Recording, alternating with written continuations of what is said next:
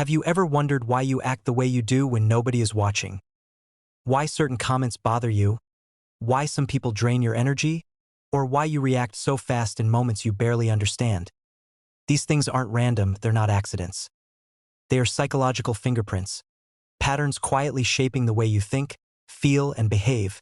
And if you stay with me until the end of this video, you'll discover things about yourself you've never noticed before. Things hidden beneath your daily habits, are things that explain exactly who you are and why you do what you do. Let's start with something simple. Silence. If you can sit in silence without instantly reaching for your phone, you likely have stronger emotional regulation than most people. IT doesn't mean you're more disciplined. It means your mind feels safe without constant stimulation. But if silence makes you restless, it often means there's something unresolved inside you. Noise becomes an escape, not entertainment. Another powerful clue is how you react to small inconveniences: slow internet, long lines, someone walking too slowly in front of you.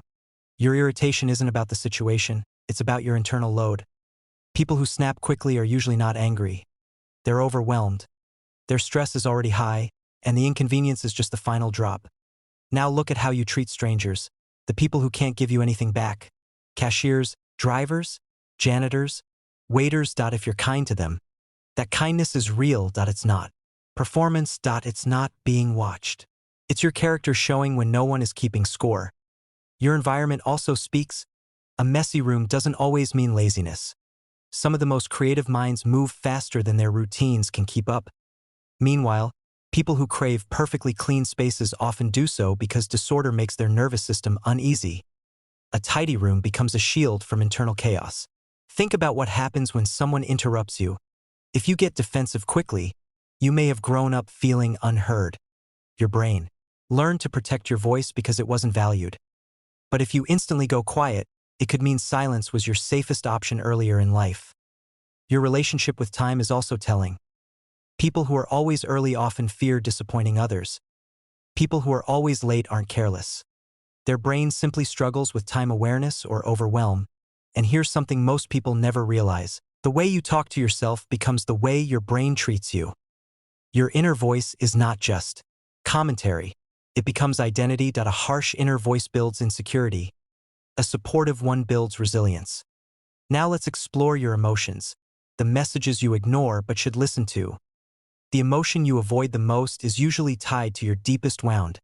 If embarrassment terrifies you, you may have grown up afraid of making mistakes.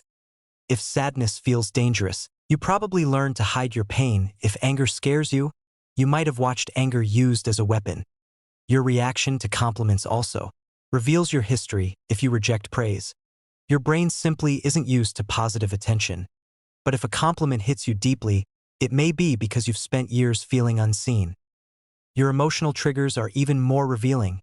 A small comment that hurts you instantly is rarely about the present moment. It connects to memories where you felt dismissed, ignored, judged, or unimportant.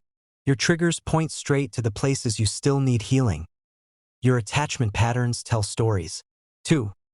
Clinging to people who treat you poorly often means you're trying to earn a love you never received. Pushing away good people usually means that closeness feels dangerous. Staying in situations long after they stop serving you often means your nervous system confuses familiarity with safety. Look at how you handle conflict. Do you fight? Freeze? Shut down? Over-explain? Try to fix everything instantly? These responses were shaped long before you understood what conflict even was. Even your sense of humor is a clue. Some use humor to connect, some to deflect pain, some to cope with anxiety, some to hide their truth. Your fears may be the clearest signs of all. If you fear failure, it's because excellence matters to you. If you fear rejection, connection matters. If you fear being misunderstood, authenticity matters. If you fear success, the real fear might be outgrowing people who won't grow with you. If vulnerability scares you, it's because openness was unsafe at some point.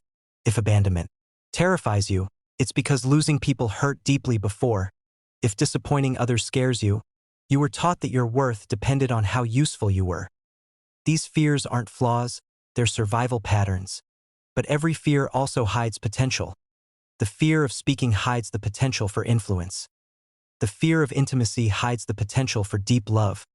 The fear of failure hides the potential for mastery. Love, more than anything, reveals your blueprint. People who overgive often learn that love must be earned. People who undergive often learn that needing others was dangerous. Your love language holds clues: 2 words, time, service, touch. They all carry history. And then there are the quiet choices: how you spend your time when no one assigns you anything, how you treat yourself after a mistake, how you talk to yourself at night, what you seek, what you avoid, what you replay in your mind. These small choices reveal more about your future than any big decision ever will.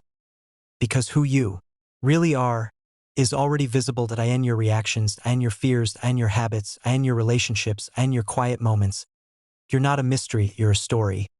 And now, for the first time, you're finally beginning to read the chapters that matter.